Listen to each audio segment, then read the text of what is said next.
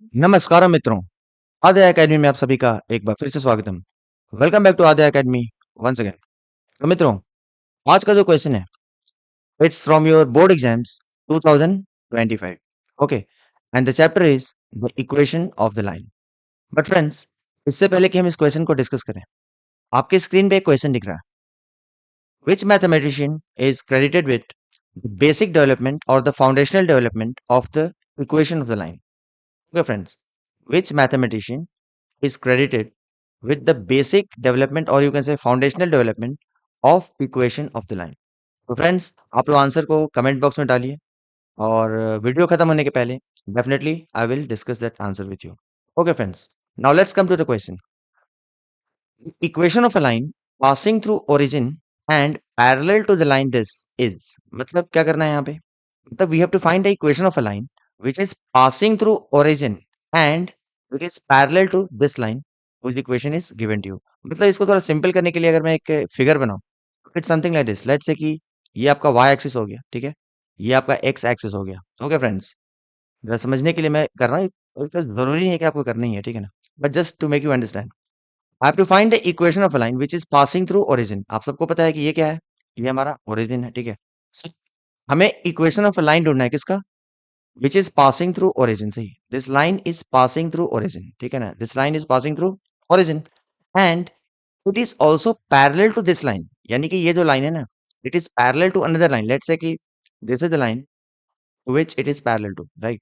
यानी कि ये एक लाइन है, ठीक है, जिसका इक्वेशन हमें ऑलरेडी दिया हुआ है, क्या? 3x plus 4y plus 7 is equal to 0। Okay friend, यानी कि हमें इस लाइन का इक्वेशन दिया हुआ है, क्या? 3x plus 4y plus 7 is equal to 0 and we have to find the equation of this line, right, which is passing through origin. तो फ्रेंड्स, इससे पहले कि हम इस क्वेश्चन को डिस्कस करें फर्दर, आप सबको पता होना चाहिए the concept of parallel lines and perpendicular lines. Okay, and I hope by this time आप सबको पता होगा मतलब क्या है। Let's say that these are the two parallel lines, okay, and इन दोनों का स्लोप जो है ना, वो क्या है? एक का है m1 और दूसरे का है m2। Okay, if two lines are parallel, I hope you know relation between their slopes. क्या है स्लोप्स का relation? Their slopes are equal, यानी कि m1 जो होगा ना, वो m2 के इक्वल हो जाएगा। ओके, सो ये कॉन्सेप्ट आपको बिल्कुल अच्छे से पता होना चाहिए, ठीक है। Similarly, if two lines are perpendicular, हालांकि इसका यूज नहीं है but I am just telling you, if two lines are perpendicular, let's say this is one line and this is another line and they are perpendicular to each other, ठीक है, और इसका slope मान लीजिए m1 है और इसका slope मान लीजिए m2 है। ओके, इसका स्लोप मान लीजिए m1 है और इसका मान लीजिए m2 है। Now what is the relation between the two slopes? अगर दो लाइन परपेंडिकुलर है, then the product of the slopes is -1, यानी कि m1 इंटू m2 जो होता है ना, वो -1 के इक्वल होता है। ओके, तो ये दोनों चीज आपको अच्छे से पता होना चाहिए, क्या? When two lines are parallel then their slopes are equal and if two lines are perpendicular to each other then the product of the slopes is how much? -1। Okay friends, now let's come to the question. इसमें क्या बोल रहा है? I have to find the equation of this line, right, and this line is passing through origin, right, and it is also parallel to this line. यानी मित्रों, अगर हमें इस लाइन का स्लोप मिल जाए, okay, if I get the slope of this line, then definitely इस line का भी स्लोप वही होगा, क्योंकि just now we have seen that if two lines are parallel then their slopes are equal. Why not to find the slope of this line first? Okay, given line क्या है हमारे पास? Slope of given line, slope of given line हमें find करने जा रहे हैं, ठीक है। टू फाइंड भी लिख सकते हो, to find the slope of the given line. Okay, what do we do? First we write the equation, क्या? 3x plus 4y plus 7 is equal to 0. Okay, और अब हमें क्या करना होता है? हमें कौन से फॉर्म में डालना होता है? ये इक्वेशन जो है ना, इसको हम इस फॉर्मेट में डालने की कोशिश करेंगे, किसमें? y is equal to mx plus c, मतलब ठीक है ना, इंटरसेप्ट फॉर्म में हम इसको कोशिश करेंगे, ये वाला फॉर्म में, ठीक है ना, इंटरसेप्ट फॉर्म में हम इस इक्वेशन को मतलब अरेंज करेंगे। ओके, तो कैसे करें? देखिए, ये जो y है ना, y को एक साइड रखना है, बाकी सारे टर्म्स को आप दूसरे साइड भेज दो, ठीक है। तो y को हम लेफ्ट में रखते हैं, बाकी सारे टर्म्स को राइट साइड भेज देते हैं। ओके मित्रों, तो देखिए ये सेम इक्वेशन क्या बन जाएगा? ये हो जाएगा हमारा 4y इज इक्वल टू, ये 3x राइट में जाएगा तो क्या हो जाएगा? -3x एंड 7 राइट में जाएगा तो हो जाएगा -7। Okay friends, but actually we don't need 4y, we need what? y is equal to what, ठीक है ना, y is equal to what? अगर मैं ये दोनों साइड 4 से डिवाइड कर दूं, okay, dividing both the sides by 4, तो मुझे क्या मिलेगा? देखिए, ये अगर मैं 4y is equal to -3x-7, ठीक है, ये हमें दिया हुआ है। मैं इधर भी 4 से डिवाइड कर रहा हूँ और राइट में भी दोनों टर्म्स को 4 से डिवाइड कर देता हूँ, ठीक है। तो मित्रों क्या होगा, ये 4 कैंसिल हो जाएगा और हमें फाइनली क्या मिलेगा, y is equal to -3/4, right, x and -7/4। Okay friends, अब क्या कर सकते हैं हम, देखिए इस इक्वेशन को हम किससे कंपेयर करेंगे, y is equal to mx plus c से कंपेयर करेंगे। ओके, m क्या होता है मित्रों, m is the slope, right, और m होता क्या है, x का कोएफिशिएंट। तो मित्रों ये जो हमें इक्वेशन मिला, ठीक है ना, ये मतलब जो इक्वेशन हमें दिया हुआ था, ठीक है ना, उसको हमने क्या किया, हमने इंटरसेप्ट फॉर्म में लिखा, ठीक है। और हमें क्या मिला, y is equal to -3/4x -7/4। तो ये जो x का कोएफिशिएंट है वो क्या है, वो m है। Can you say this, m is the coefficient of x। तो यहाँ पे m क्या होगा, so m will be how much, और I can write m1 will be how much, -3/4। Are you getting friends, यानी कि ये जो लाइन है ना, इसका स्लोप हमें क्या मिला, हमें मिला -3/4। Are you getting friends. So according to the concept अभी हमने क्या डिस्कस किया, अगर इस लाइन का स्लोप हमें मिल गया तो डेफिनेटली हमें इस लाइन का भी स्लोप मिल गया। अगर ये m1 है और ये m2 है, तो just now we saw that दो लाइंस अगर पैरेलल हैं तो क्या हो जाएगा, m1 will be equal to m2।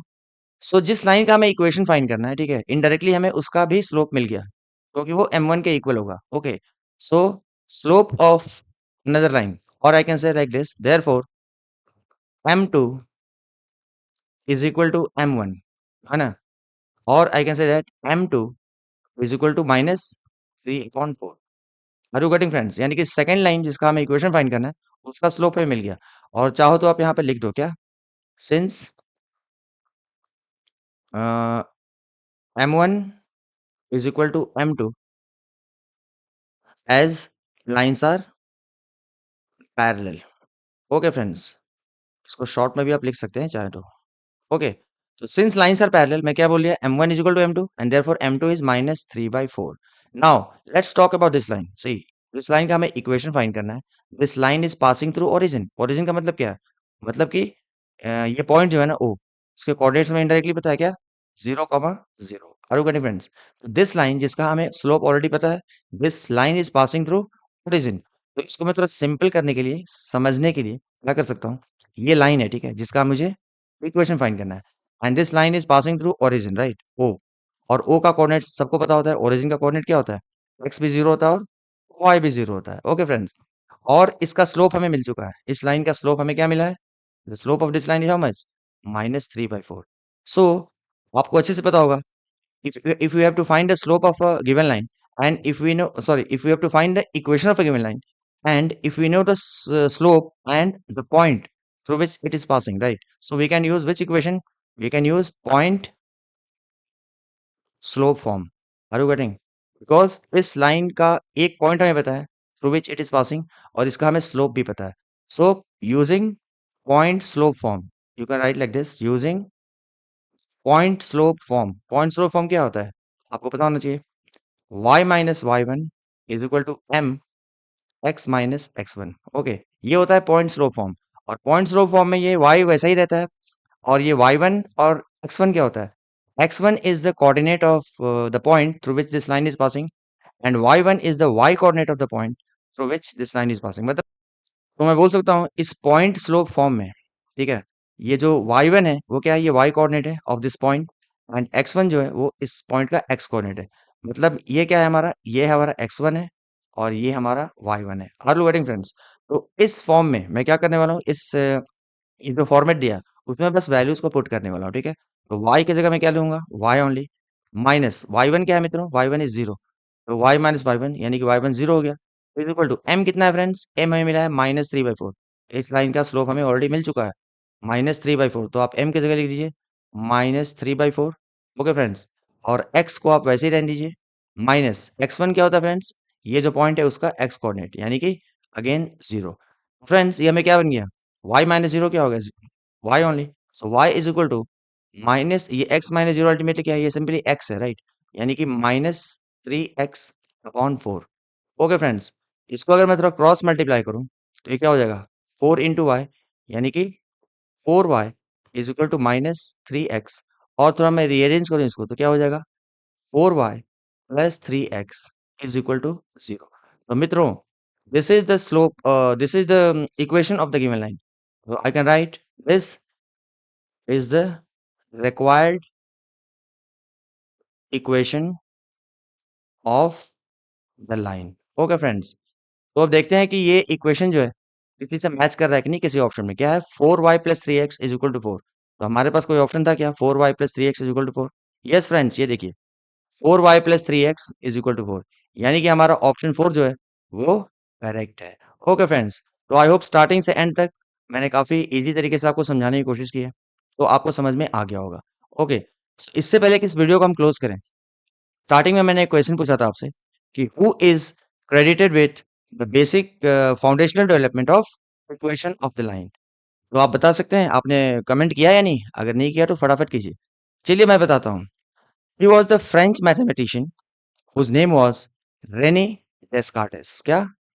René, RENEE, okay friends, René Descartes, क्या? DESCARTES. So he was a French mathematician who is credited with the basic foundational development of equation of the line. Okay friends, तो I hope आपको ये video पसंद आया होगा। तो अगर आप लोगों को मेरा कॉन्सेप्ट समझ में आया, मतलब मैंने जो कॉन्सेप्ट आपको दिए वो समझ में आया, और अगर आपने क्वेश्चन को इजी तरीके से समझा, then please like the video and please don't forget to share with your friends. चलिए मिलते हैं अपने अगले वीडियो में एक नए क्वेश्चन के साथ। तब तक के लिए enjoy, bye bye, take care.